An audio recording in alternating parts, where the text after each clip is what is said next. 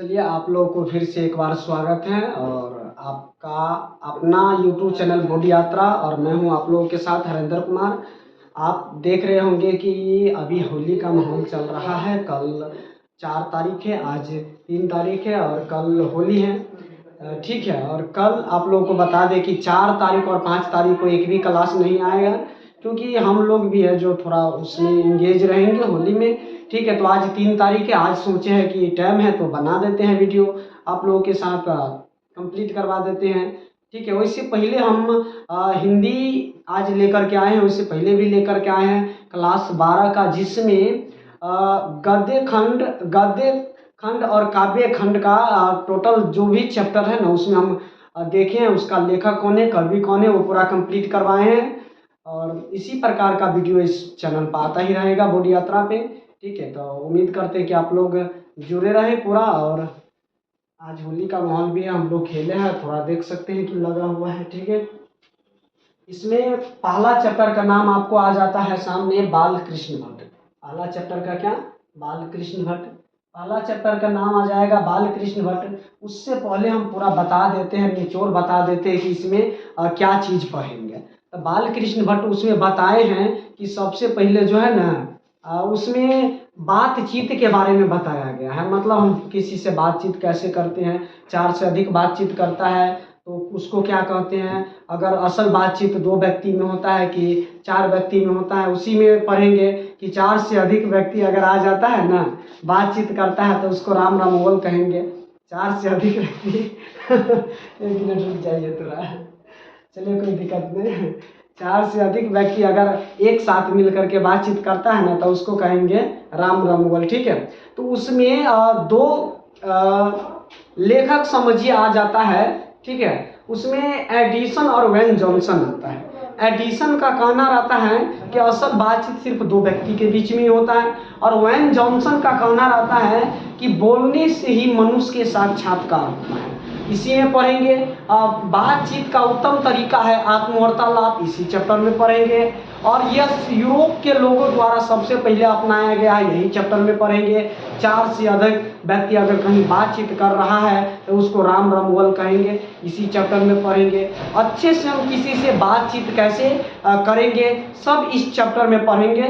तो इंतजार का घड़ी समाप्त करते हैं और चलते हैं। पहला चैप्टर पूरा page bye page, line by line पढ़ेंगे, और एक भी क्वेश्चन जो है ना, इससे हम छूटने नहीं देंगे, क्योंकि जो पढ़ाएंगे वही आएगा। चलिए सबसे पहले लेखक के बारे में जान लेते हैं। लेखक के बारे में, लेखक का नाम है बाल कृष्ण भट्ट। लेखक का नाम है क्या है, बाल कृष्ण भट्ट। लेखक का नाम है बाल कृष्ण भट्ट। इसका जन्म हुआ था 23 जून 1844 ईस्वी को हुआ था।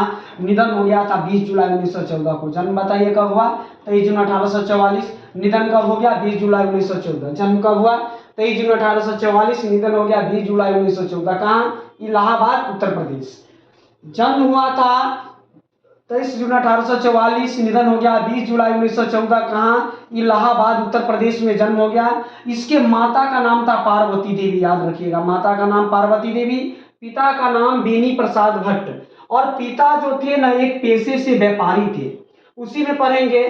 ठीक है। अब व्यापारी रहते हैं ना, तब फिर बाद में क्या करते हैं, उसका जीवन बाल कृष्ण भट्ट का जो है ना संकट में आ जाता है। फिर वो उसकी पिता की मृत्यु हो जाती है, तो वो क्या करता है बाल कृष्ण भट्ट, वो अपने पिता के व्यवसाय को आगे बढ़ाना चाहता है, लेकिन उसके साथ समस्या आ जाता है, इसीलिए वो अपने पिता को के व्यवसाय को छोड़ करके दूसरे जगह चला जाता है। चलिए उसी में देखते हैं।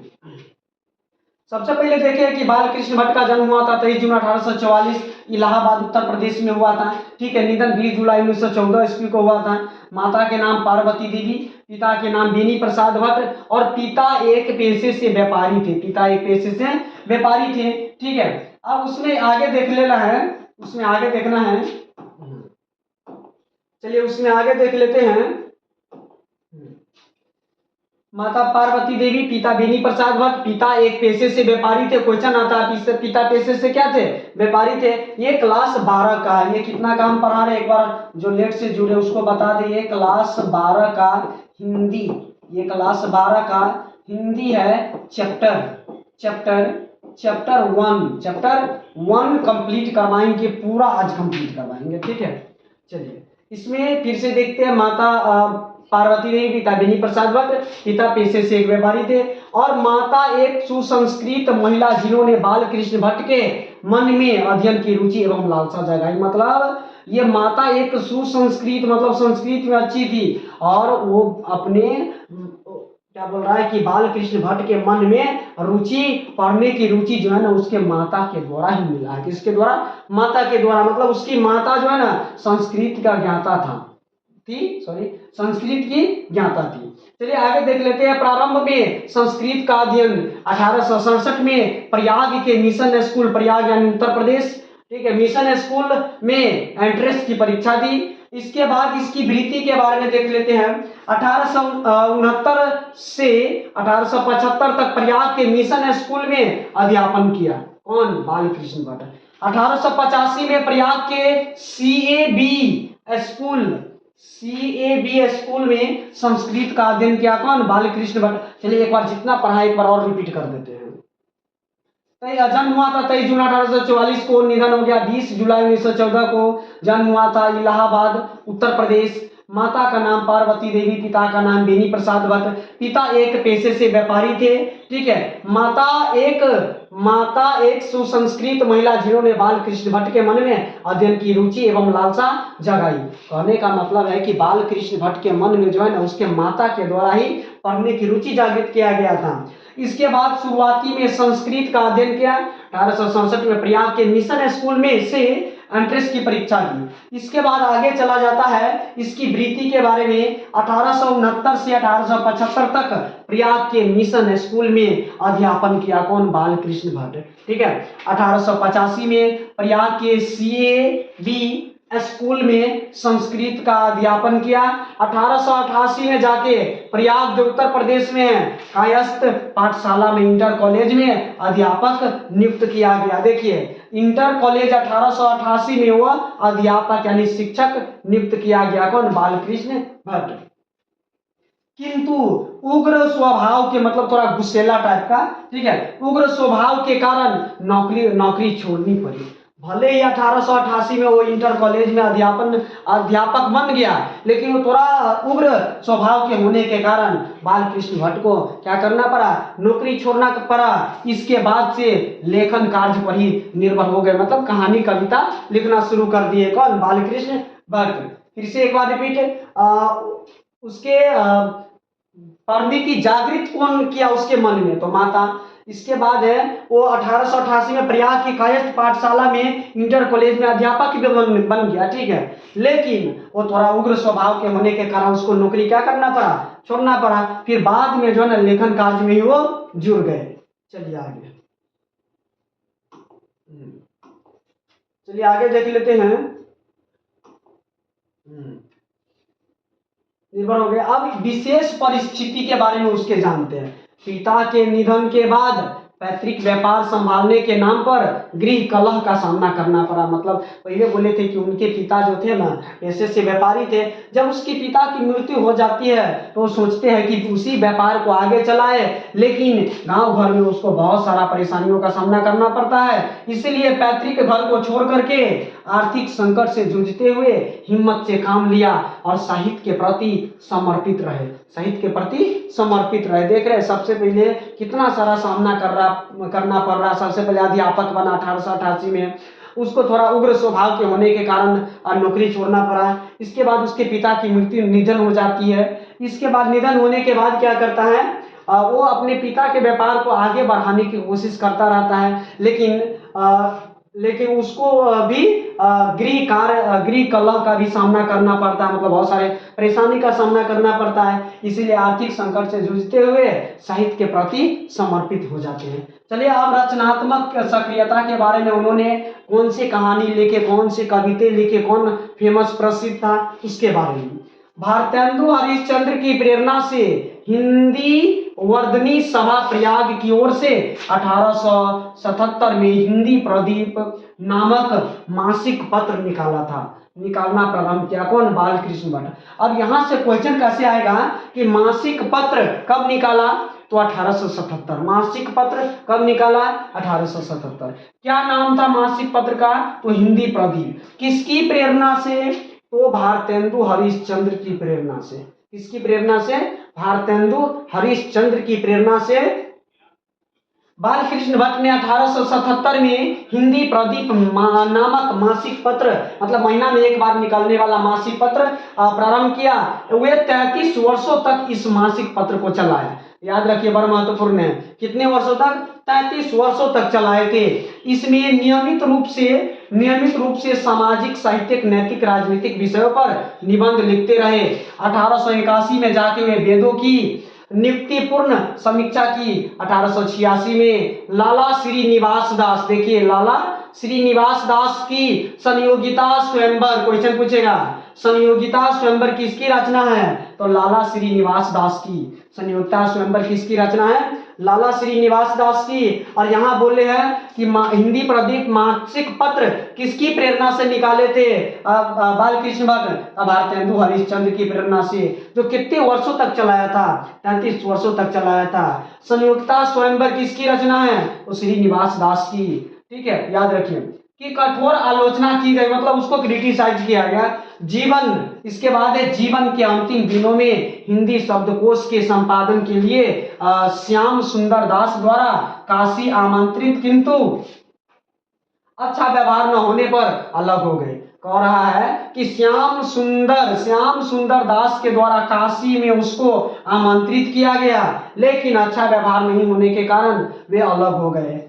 ठीक है, अब उनके रचनाएं के बारे में जानते हैं। ठीक है, अब उनके रचनाएं के बारे में जानते हैं, आगे क्या बोल रहा है।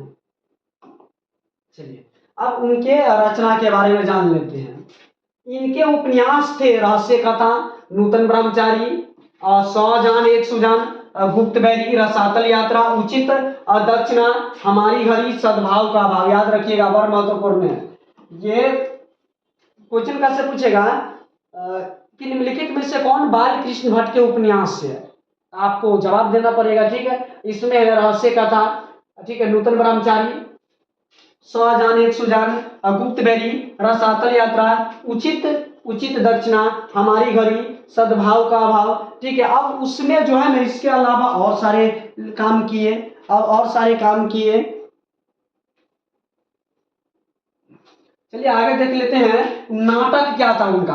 पद्मावती, कृतारा अर्जुनीय, वैनी संहार, शिशुपाल वध, नल दमयंती या दमयंती, स्वयंवर, शिक्षादान, चंद्रसेन, सीता वनवास, प्रतीत पंचम, मेघनाद वध, कट्टर सुम की एक नकल,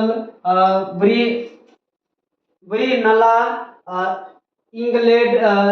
इंग्लैंड सॉरी और भारत जननी, भारतवर्ष और कली, 2 दूरदेशी, एक रोगी और एक वैद, रेल का विकट खेल, ये वाले महत्वपूर्ण है। रेल का विकट खेल, बाल विवाह आदि, ये किनके हैं? रचना है, ये नाटक है। याद रखिए, रेल का विकट खेल ये बालकृष्ण भट्ट के नाटक है। चलिए अब प्रहसन के नाम, जैसा काम वैसा परिणाम, नई रोशनी का विष, आचार विडंबन, ये बालकृष्ण भट्ट के क्या है? प्रहसन है। निबंध इनके बालकृष्ण भट्ट के 100 के आसपास थे। निबंध कितने? 100 के आसपास थे। ठीक है, जिसमें निबंध में है, जिसमें 100 से ऊपर बहुत महत्वपूर्ण था। याद रखिए 1000 निबंध थे बालकृष्ण भट्ट के। कुल कितने निबंध? 1000। बालकृष्ण भट्ट के कुल कितने निबंध? 1000। चलिए बालकृष्ण भट्ट के कुल कितने निबंध? 1000 हो जाएगा। 100 से ऊपर महत्वपूर्ण थे। भट्ट निबंध माला नाम से 2 खंडों में एक संग्रह प्रकाशित किया गया। ठीक है, अब इसमें से क्वेश्चन आ गया कि उपन्यास के बताए, तो रहस्य कथा याद रख लिया। नाटक ये वाले क्या है? रेल का विकट खेल महत्वपूर्ण है, बाल विवाह ये भी महत्वपूर्ण है। ठीक है, बालकृष्ण भट्ट के कुल कितने निबंध थे? तो 1000 के आसपास, जिसमें 100 से ऊपर बहुत महत्वपूर्ण थे। चलिए आगे देख लेते हैं।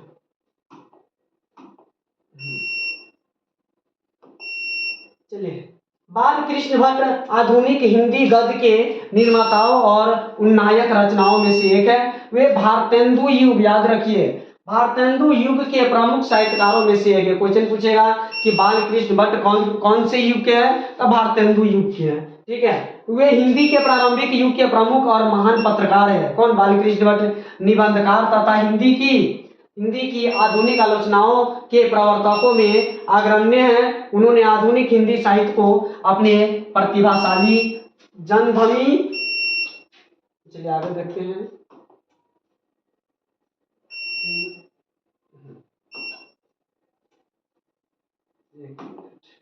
व्यक्तित्व और लेखन से एक नवीन धरातल, नवीन दिशा और नए रूप रंग और मानस दिया। निश्चय ही इस महत्तर युगांतरकारी कार्य में से वे एकाकी नहीं थे। स्वयं भारतेंदु हरिश्चंद्र, प्रताप नारायण मिश्र, प्रेम घन, राधाचरण गोस्वामी जैसे अनेक महान साहित्यकार उनके साथ थे। बोल रहे हैं कि बालकृष्ण भट्ट अकेले नहीं थे, ये सब साहित्यकार उनके साथ जुड़े हुए थे। किंतु यह एक सर्व संपन्न स्थापित मान्यता है कि अपने युग के सर्वाधिक सक्रिय मुखर और प्रदीर्घ समय तक सुदृढ़ निष्ठा के साथ तेजस्वी लेखन द्वारा साहित्य सेवा करते रहने वाले। यहाँ से क्वेश्चन पूछते नहीं है, बस एक बार आपको हम पढ़ा देते, ठीक है। जो पूछता है वहां से हम बता दिए हैं। चलिए, रहने वाले समर्पित साहित्यकार थे बालकृष्ण भट्ट। भारतेंदु युग के 2-3 प्रमुख साहित्यकारों में से एक, जिनके अनवरत लेखन से भारतेंदु युग का रचनात्मक युग व्यक्तिगत निर्मित हुआ तथा आगे के त्रिवेदी युग का मूलाधार निर्मित हो सका। साहित्यकार केवल कल्पना विलास और मनोरंजन की वस्तु नहीं है, अपितु वह जन समूह के चित्त के विकास का संपादक और जन संस्कृति के विकास प्रवाह का मूर्त वाड्मय उपादान है, जो गहन लोक संपृक्ति से उपजता और दिशा पाता है। यहाँ से भी क्वेश्चन नहीं पूरा, बस एक बार आपको हम रीडिंग दे देते हैं, ठीक है। यहाँ से क्वेश्चन जो बनेगा नाम आपको बता देते हैं। यह बोधपूर्ण प्रधान मान्यता भारतेंदु, बस यहाँ से देखिए भारतेंदु युग बार बार आ रहा, मतलब बालकृष्ण भट्ट भारतेंदु युग के साहित्य से बनती है और इसके दृष्टाओं में बालकृष्ण भट्ट प्रमुख है। आधुनिक हिंदी व्याकरण और राष्ट्रीय आंदोलन के दौर में नए सिरे से अपनी भाषा और साहित्य की मौलिक लोकवादी प्रकृति एवं जातीय निष्ठा की पहचान करते हुए तदनुरूप दिशा और प्रवाह देने का कार्य जिन महान लेखकों ने अपनी रचनात्मक गतिविधियों द्वारा संपन्न किया, उनमें से भट्ट जी यानी बालकृष्ण भट्ट जी विशेष रूप से स्मरणीय है। ठीक है, यहाँ से क्वेश्चन ज़्यादा रहता नहीं, बस आपको बता दिए कि चलिए आगे देख लेते हैं। बालकृष्ण भट्ट गद्यकार थे। देखिए यहाँ से क्वेश्चन रहता है, बालकृष्ण भट्ट क्या थे? गद्यकार थे। अपनी अभिरुचि, मानस और प्रतिभा से परिवेश और यथार्थ से संपूर्ण सरोकार रखने वाले लेखक पत्रकार, उनके गद्य की भाषा और कला की जड़ें भी परिवेश और यथार्थ में ही थी। लोक व्यवहार में बोलचाल, बातचीत और अभिव्यक्ति में पूर्ण भाषा और कला ही उनके गद्य का कलमवर बन जाती है। वह नवजागरण और स्वाधीनता संघर्ष का दौर था, जिसमें भीतरी और बाहरी, स्वदेशी और विदेशी व्यक्तियों से टकराव और संघर्ष से ही जागरूक गद्य लेखक की नियुक्ति थी। यह टकराव और संघर्ष भट्ट जी के लेखन में आंतरिक गूढ़ता, दृढ़ता, तेज और तेवर बनकर उभरता है। भट्ट जी ने हिंदी प्रदीप, फिर से बताइए, हिंदी प्रदीप कब लिखा? 1877 में। किसकी प्रेरणा से? बोले किसकी प्रेरणा से? कमेंट करिए किसकी प्रेरणा से बताए हैं। मैं पूरे अधूरे अनेक उपन्यास लिखे, नाटक और प्रहसन लिखे, किंतु निबंध ही उनकी वह अपनी विद्या है जिसमें उनका अभिप्रायपूर्ण स्वदेश लेखन पूरी शक्ति, सामर्थ्य और वैभव के साथ प्रकट हुआ। सामाजिक समस्याओं पर उन्होंने जमकर लिखा। बाल विवाह, स्त्री शिक्षा, महिला स्वतंत्रता, राजा प्रजा, कृषकों की दुर्व्यवस्था, अंग्रेजी शिक्षा, सुशिक्षितों में परिवर्तन, देश सेवा, अंधविश्वास आदि विषयों पर उन्होंने खूब लिखा। विविध मनोभावों और भाषा साहित्य के विषयों पर भी खुलकर लिखा। यहाँ से क्वेश्चन रहने वाला, बस आपको एक बार पढ़ के हम कंप्लीट करवा देते हैं, ठीक है। व्यक्तिगत व्यंजक, आत्मपरक, कलात्मक निबंध। चलिए आगे देखते हैं, यहाँ से पढ़ाए हैं। भी उन्होंने लिखे कि उनकी संख्या सैकड़ों में है। आचार्य रामचंद्र शुक्ल ने निबंधकार के रूप में उन्होंने अंग्रेजी साहित्य के एडिशन और स्टील की श्रेणी में रखा। याद, यहाँ से क्वेश्चन बनता है। आचार्य रामचंद्र शुक्ल ने निबंधकार के रूप में अंग्रेजी साहित्य के एडिशन और स्टील की श्रेणी में रखा, एडिशन और स्टील की श्रेणी में रखा, ठीक है। यहाँ प्रस्तुत बातचीत शीर्षक निबंध, ये निबंध है। बातचीत क्या है? एक निबंध है। बातचीत क्या है? एक निबंध है, कहानी नहीं है, एक निबंध है। उनके निबंधकार व्यक्तित्व और निबंध कला के साथ साथ भाषा शैली का भी प्रतिनिधित्व करता है। प्रस्तुत निबंध भट्ट जी के बारे में ऊपर कही गई बातों को सहज ही पुष्ट और प्रमाणित करता है। चलिए, ये लेखक के बारे में था, और यहाँ से हम कोशिश करेंगे कि यहाँ से अब चैप्टर की क्या करें, शुरुआत करें। चैप्टर की शुरुआत करिए। चलिए देखिए, यहाँ पे आप लोगों के सामने ये आ गया बातचीत। अब यहाँ से हम क्या करेंगे, चैप्टर की शुरुआत करते हैं।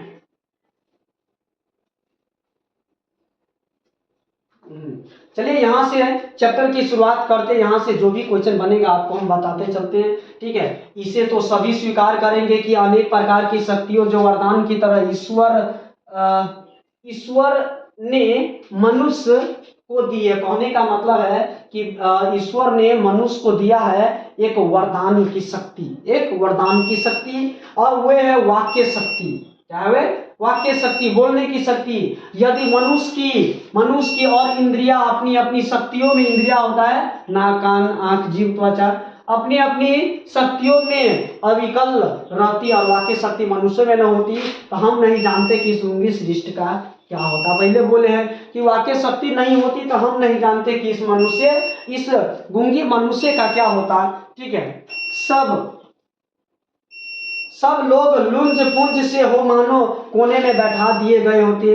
अगर किसी को बोलने की शक्ति नहीं होता तो आप अनुमान लगा सकते हैं कि लोगों का जीवन किस प्रकार होता है कि नहीं। वो बोल भी रहा है कि लुंज पुंज से हो मानो कोने में बैठा दिए गए होते, और जो कुछ सुख दुख का अनुभव हम अपनी दूसरी इंद्रियों के द्वारा करते हैं, उसे अवाक होने के कारण आपस में एक दूसरे से कह भी नहीं पाते। अगर हम में वो बोलने की शक्ति नहीं होता तो हम एक दूसरे से कह भी नहीं पाते, दुख सुख किसी भी प्रकार का वार्तालाप नहीं कर सकते। पूरी सृष्टि, यहाँ बोल भी रहा कि पूरी सृष्टि क्या होता, गूंगा प्रतीत होता। चलिए आगे देखते हैं।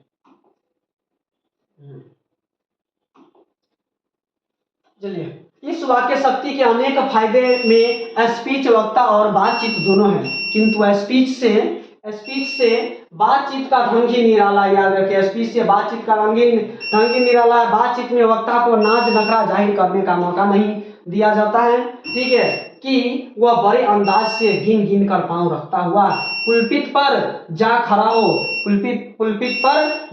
हो, ठीक है।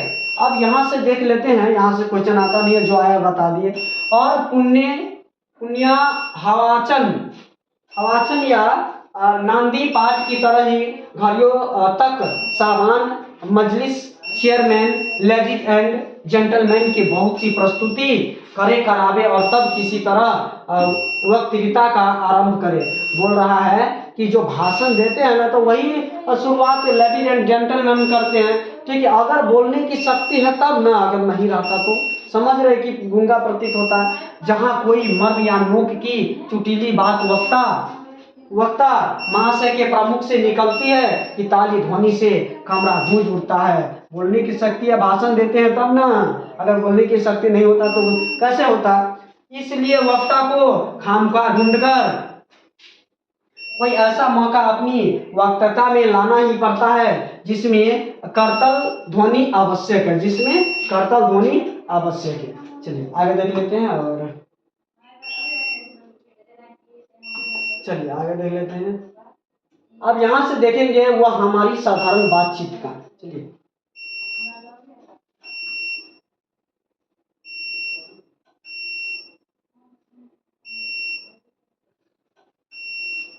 चलिए आगे देखते हैं। इसमें वही हमारी साधारण बातचीत का कुछ ऐसा घरेलू ढंग है, उसमें ना करतल करतल ध्वनि का कोई मौका है, न लोगों के कहे उड़ाने की कोई बात ही रहती है। हम दोनों आदमी प्रेम पूर्वक संलाप कर रहे हैं, अब कोई चुटीली बात, चुटीली होगा, कोई चुटीली बात आ गई, हंस पड़े, मुस्कुराहट से होठों पर केवल फर्क उठना ही इस हंसी की अंतिम सीमा है। स्पीच का उद्देश्य सुनने वालों के मन में जोश और उत्साह पैदा कर देना है।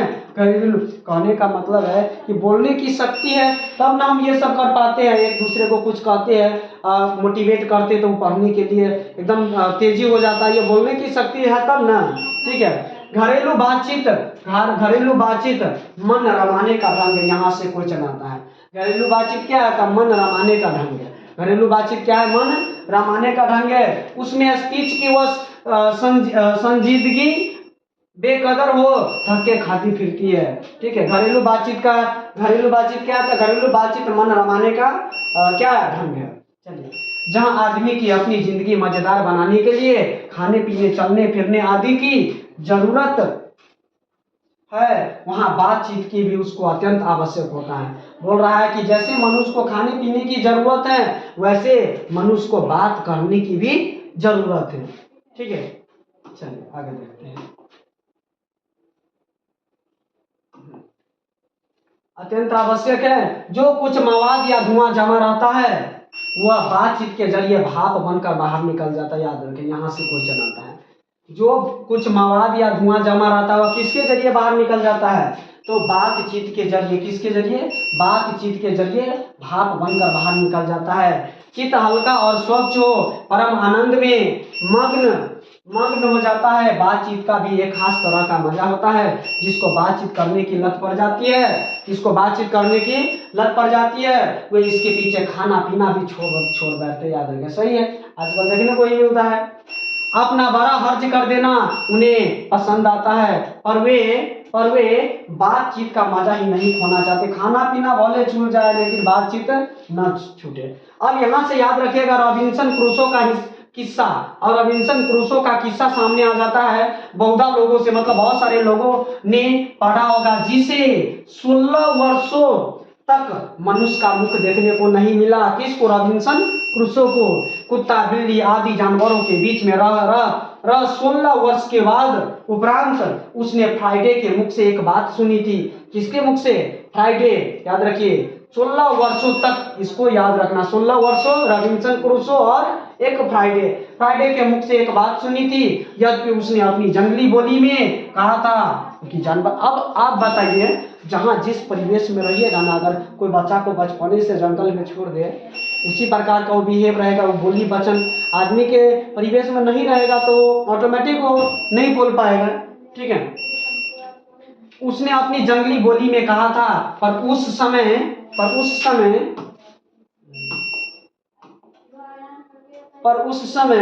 आगे देख लेते हैं।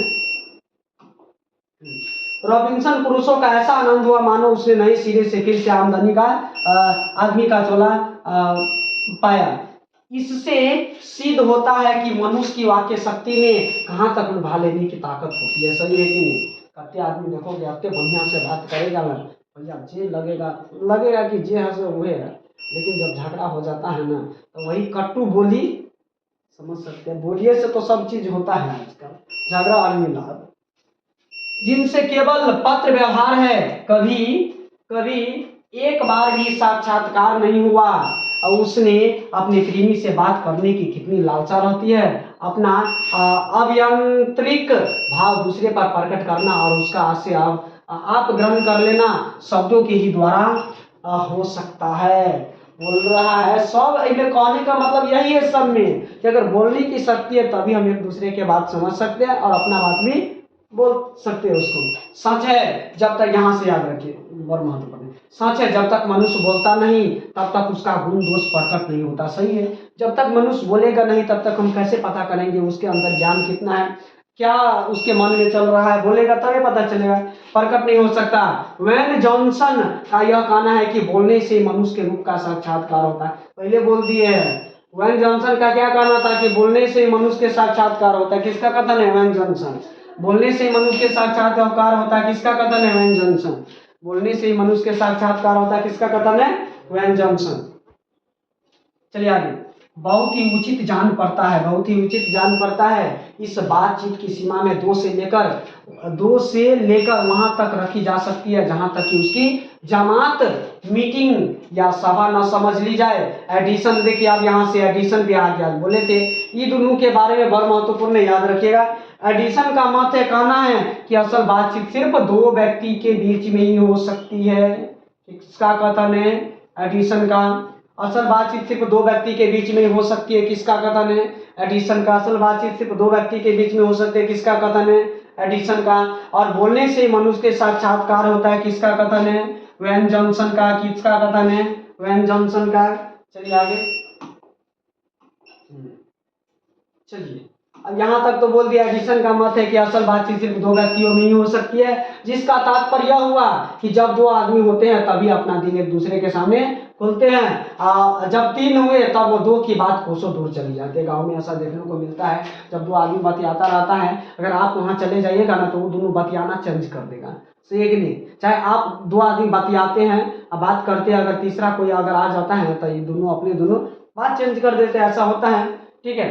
कहा भी जाता है कि 6 कानों में परी बात खुली जाती है। 6 कान में 3 व्यक्ति 6 कान होगा, इसलिए असल बातचीत सिर्फ दो व्यक्ति के बीच में ही होता है। ठीक है। दूसरे यह कि किसी तीसरे के आदमी के आ जाते ही या तो वे दोनों अपनी बातचीत से निरस्त हो बैठते हैं या उसे निपट मूर्ख अज्ञानी समझ बनाने लगते हैं।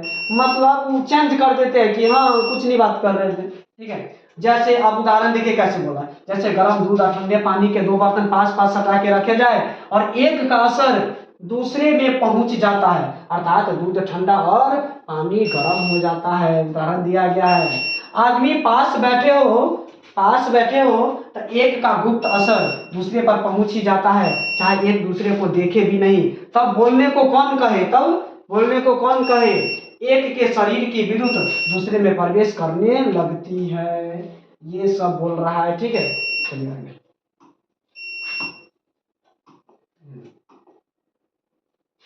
आगे देख लेते हैं। प्रवेश करने लगती है। जब पास बैठने का इतना असर होता है तब बातचीत में कितना अधिक असर होता होगा। जब पास बैठने से इतना असर है तो बातचीत करने में कितना असर होता होगा। इसे कौन न स्वीकार करेगा। अस्तु अब इस बात को 3 आदमियों के साथ देखना चाहिए। मानो एक त्रिकोण सा बन जाता है।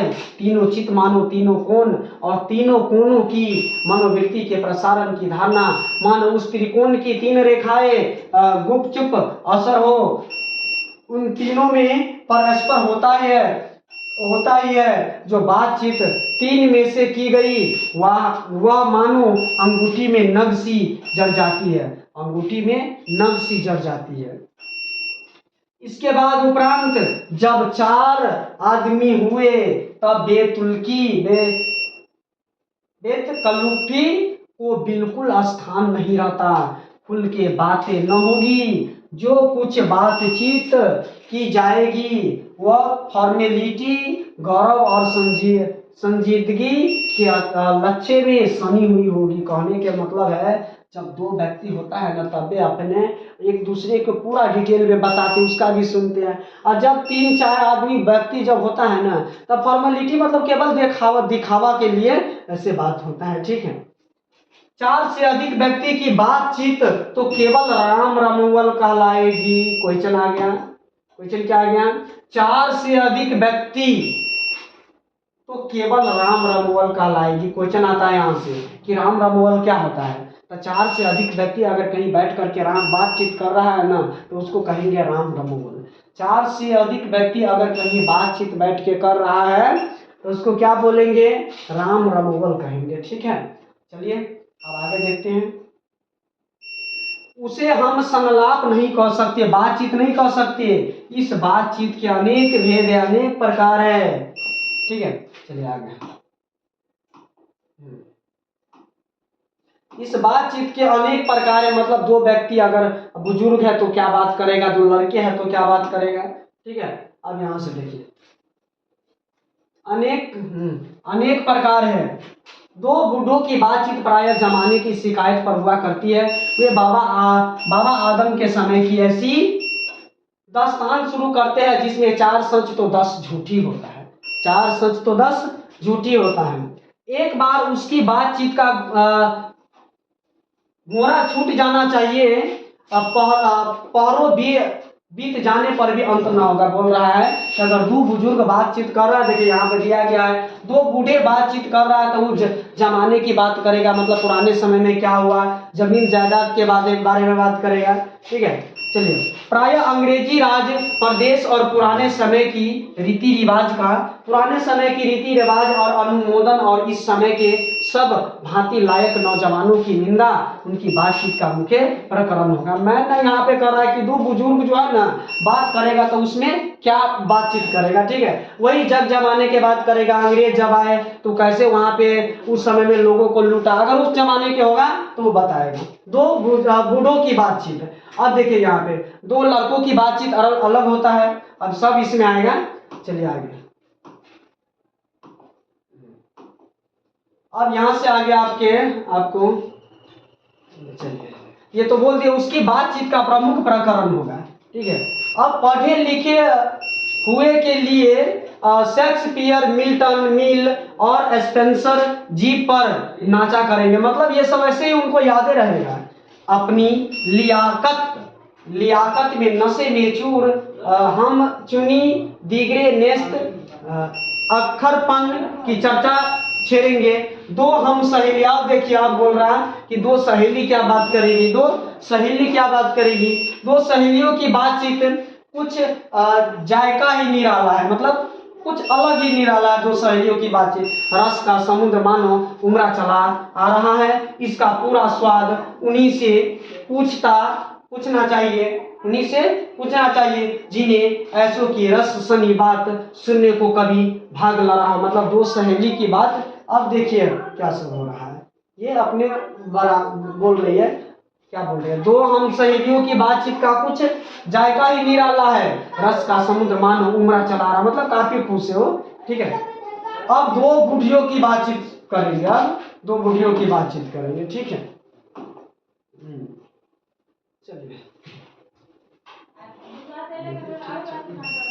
चलिए आगे देख लेते हैं। दो बुढ़ियों की बातचीत। दो बुजुर्ग महिला क्या बात करती है। दो बुढ़ियों की बातचीत का मुख्य प्रकरण बहू बेटी वाली होती है। सही है कि नहीं? बिल्कुल सही है। देखिए सबसे पहले बोले हैं दो बुजुर्ग पुरुष, उसके वो क्या बातचीत का, जमीन जायदाद, पुराने समय में यहाँ क्या हुआ वहाँ क्या हुआ। ठीक है, अंग्रेज कैसे भारत को नुकसान पहुंचाया। अब दो सहेली अपने काफी खुश होकर के बातचीत कर। अब दो बुजुर्ग महिला क्या बात कर रही है, अपनी बहू बेटी वाली हुई तो अपनी बहुओं या बेटों का गिला शिकवा होगा। सही है, या ये बिरादरे वाले का कोई ऐसा रस एक मिनट, ये क्या है, एक मिनट। चलिए, बिरादरे का कोई ऐसा रम रस छेड़ बैठेगी, मतलब पुराने समय की बात। ठीक है, कि बात करते करते अंत में खोड़े दांत। चलिए आगे। यहाँ पाने का मतलब है कि दो बुजुर्ग महिला जो है ना अपने बहू बेटी वाली बात करेगी, उसको क्या हुआ, उसके परिवार में क्या हुआ, अपने बेटी मतलब बेटी का नहीं, बहू की बात क्या करेगी वो, मतलब उसको क्रिटिसाइज करती रहती है कि ये किया वो किया। ठीक है, चलिए आगे देख लेते हैं। जहां से क्वेश्चन आ रहा है आपको हम बता देते हैं, ये कि भी क्वेश्चन नहीं छूटेगा। चलिए, निकाल लड़ने लगेगी, लड़कों की बातचीत। आप देखिए यहाँ पे लड़कों की बातचीत कुछ अलग ही होता है, जब दो लड़के बातचीत अलग ही होता है। खिलाड़ी हुए, अगर खिलाड़ी होता है तो अलग ही अपनी अपनी तारीफ करने के बाद वे कोई सलाह गांठेंगे जिससे उनको अपनी शैतानी जाहिर करने का पूरा मौका मिले।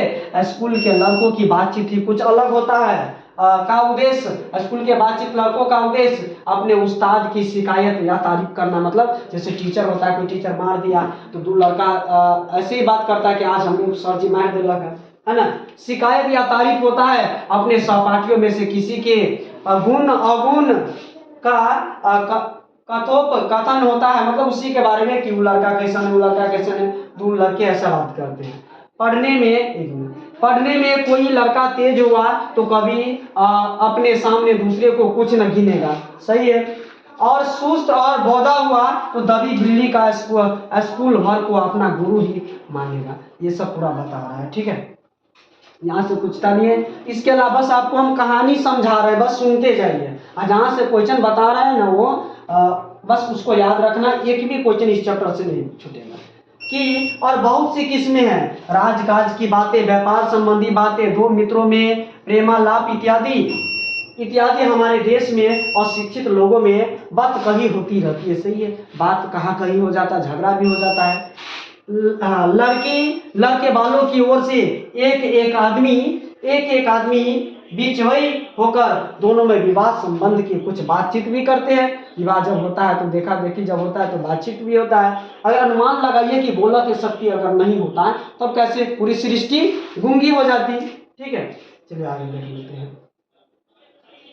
उस दिन से बिरादरी वालों को जाहिर कर दिया जाता है कि अमुक की लड़की का अमुक के लड़के के साथ विवाह पक्का हो गया। कब हो जाता है? जब उसका गांव घर में क्या बोलते हैं, फलदान, इंगेजमेंट, मंगनी, सगाई, वही सब बोलते हैं। तो हो जाता है तो समझ जाते क्या कि अमुक की लड़की का अमुक के लड़के के साथ विवाह पक्का हो गया है, मतलब फिक्स हो गया है, ठीक है।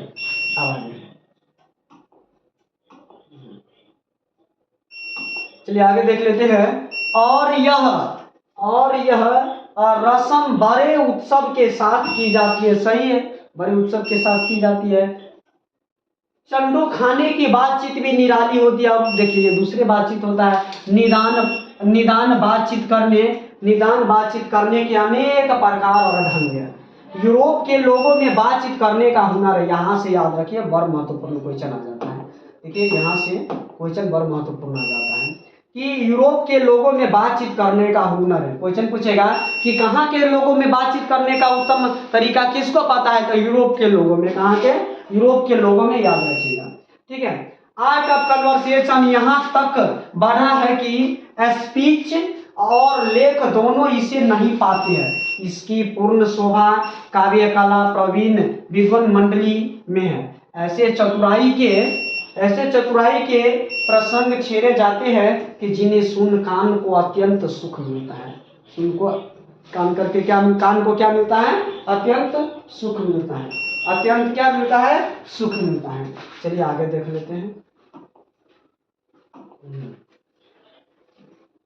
चलिए, कान को अत्यंत सुख मिलता है, ठीक है। सुधृत गोष्ठी इसी का नाम है। यहाँ से शुद्ध गोष्ठी होगा, शुद्ध गोष्ठी। क्वेश्चन यहाँ से आ गया कि बातचीत मतलब बातचीत का दूसरा नाम क्या है? आर्ट ऑफ कन्वर्सेशन का दूसरा नाम है शुद्ध गोष्ठी। देखिए यहाँ पर आर्ट ऑफ कन्वर्सेशन, यहाँ पे आर्ट ऑफ कन्वर्सेशन का दूसरा नाम है शुद्ध गोष्ठी। आर्ट ऑफ कन्वर्सेशन का दूसरा नाम क्या है? शुद्ध गोष्ठी। आर्ट ऑफ कन्वर्सेशन का दूसरा नाम क्या है? शुद्ध गोष्ठी। कहाँ के यूरोपों में, कहाँ के लोगों में ज्यादा प्रचलित है? तो यूरोप के लोगों में। कहाँ के?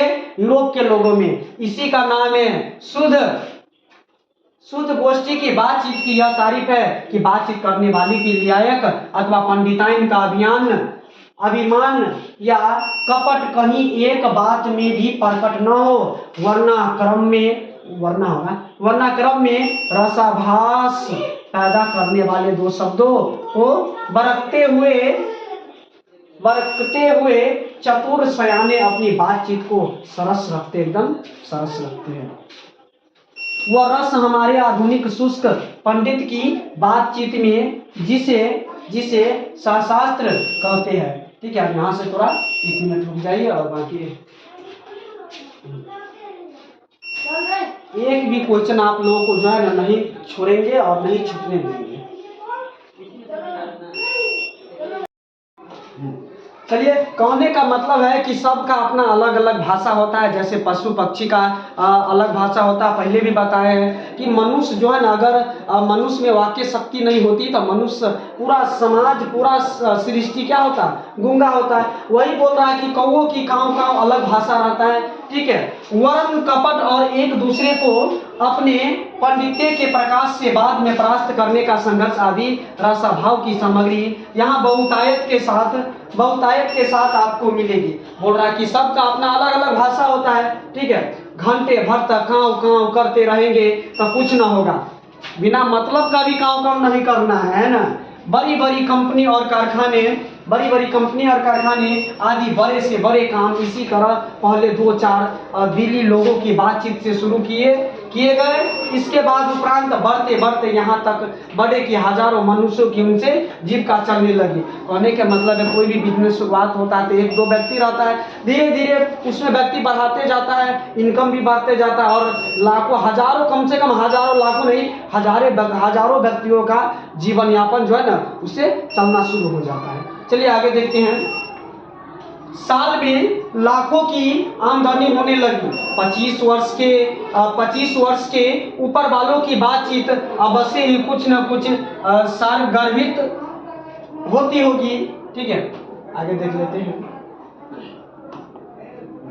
देखिए यहाँ से एक बात याद रखिए, यहाँ से एक बात क्या याद रखना है कि यहाँ बोल रहा है कि 25 वर्ष अगर उस उम्र हो रहा है किसी व्यक्ति का, ठीक है, ऊपर वाले की बातचीत अवश्य ही कुछ न कुछ सारगर्भित होती होगी।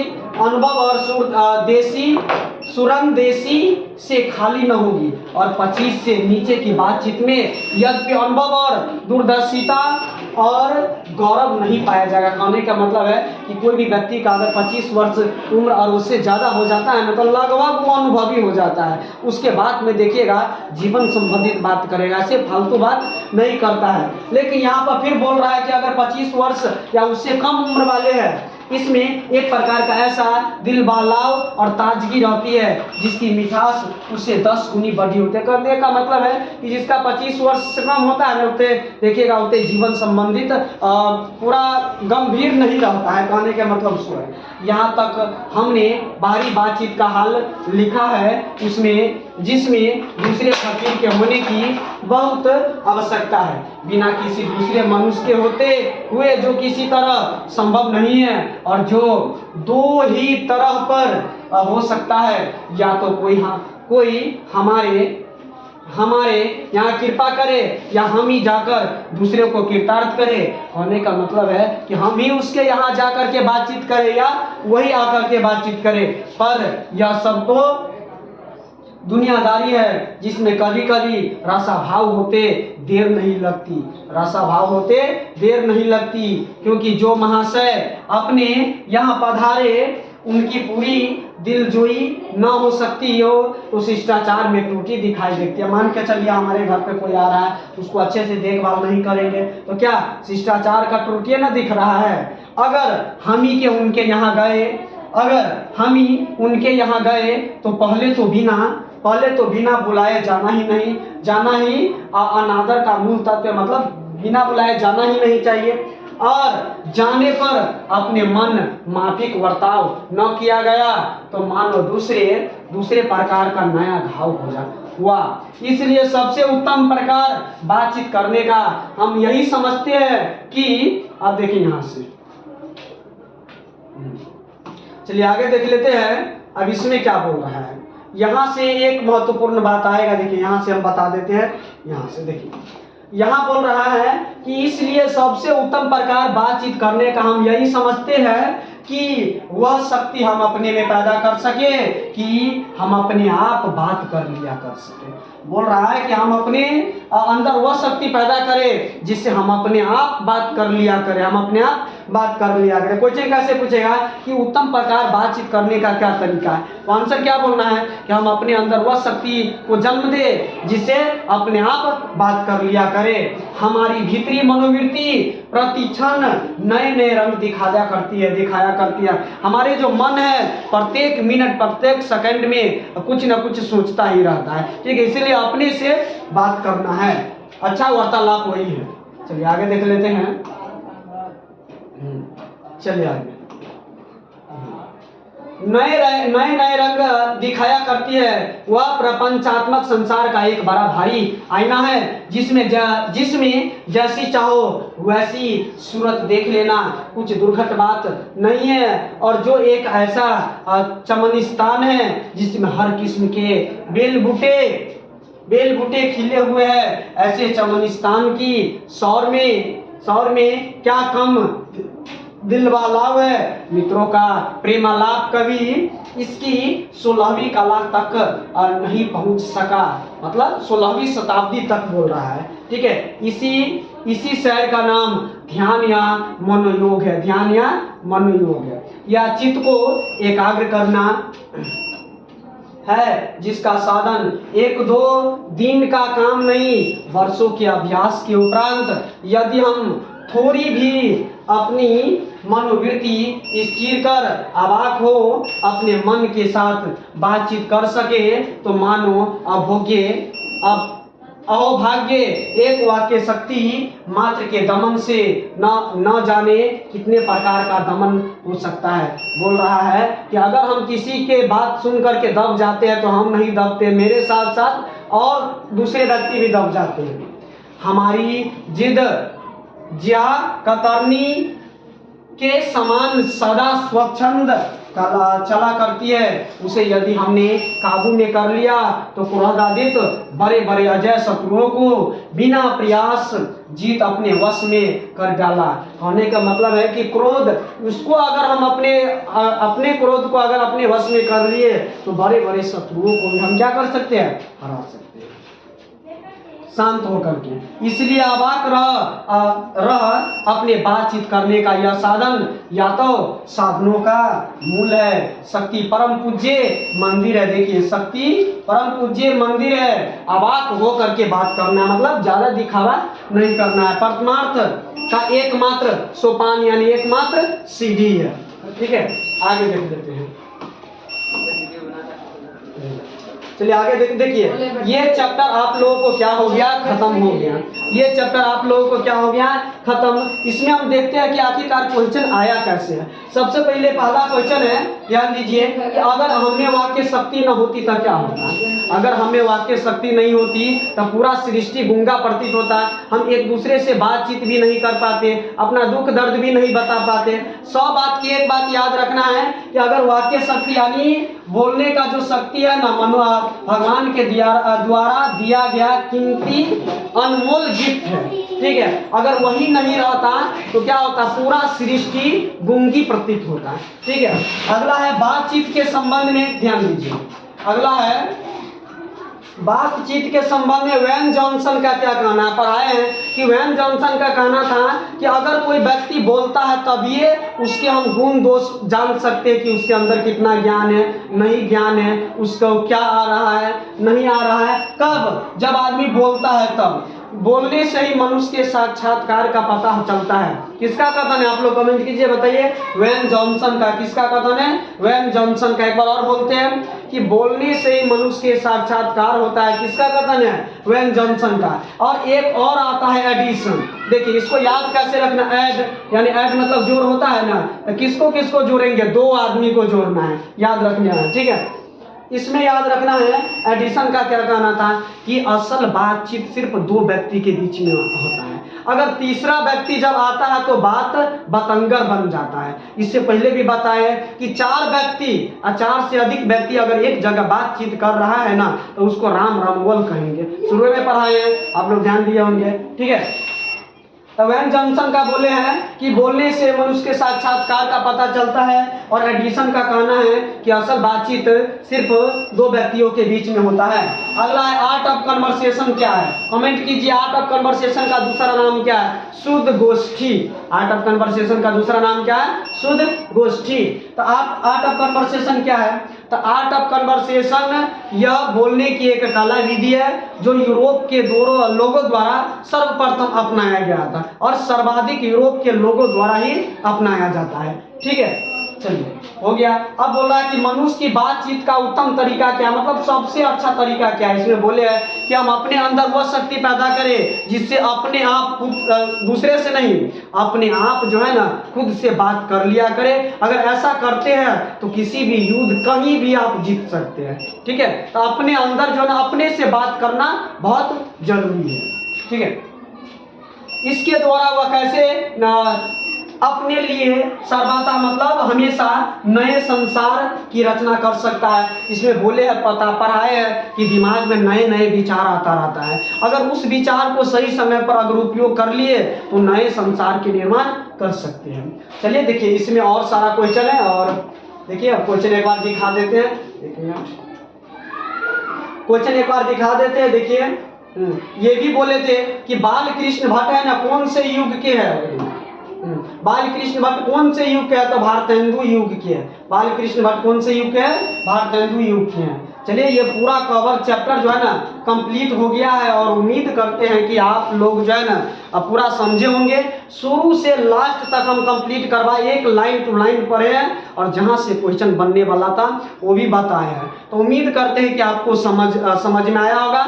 इस चैप्टर का अगले दिन हम MCQ यानी ऑब्जेक्टिव लेकर के आएंगे, जो बिहार बोर्ड में पूछने वाला है, और आया भी है और आने वाला भी है। वो क्वेश्चन लेकर के आएंगे, और आप लोग इसी प्रकार जुड़े रहिए। अब आपका और अपने लोगों का, हम लोगों का प्यारा सा बोर्ड यात्रा चैनल है, सब्सक्राइब करके रखिए। धन्यवाद।